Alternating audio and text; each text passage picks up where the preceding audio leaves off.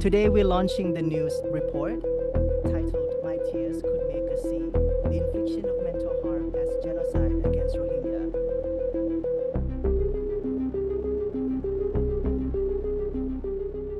Nearly all of the surveyed refugees indicated surviving horrific experiences in Myanmar. 98.6% were exposed to frequent gunfire.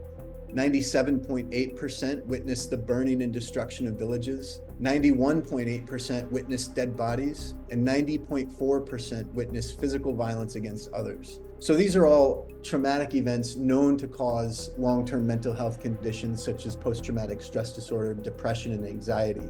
As you'll see in the study, traumatizing events are capable not only of producing trauma symptoms in the individuals who first experience these events, but their results can actually reverberate through subsequent generation. And indeed, no one has ever been prosecuted for the standalone charge of inflicting mental harm as genocide.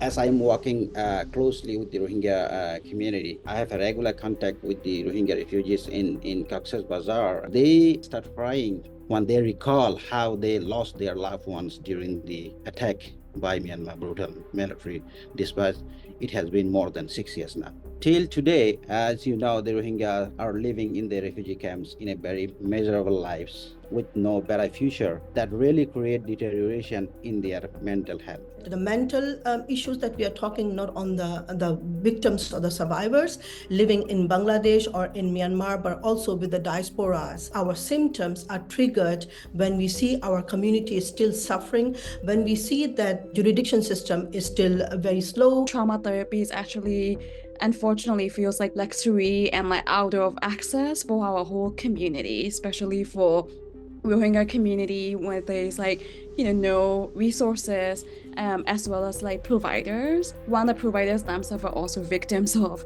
the crimes and like mental suffering. It's really difficult to provide that kind of like community support. And I realized many of the evidence-based trauma therapy needs a lot of adaptation when we are supporting communities like Rohingya survivors. Unfortunately, we don't even get to the point of like post-trauma. The traumatic events have never passed. It's ongoing, chronic, and complex, never just like one traumatic event. I think the report is a really important contribution to the understanding of genocide and its many effects and its many different manifestations.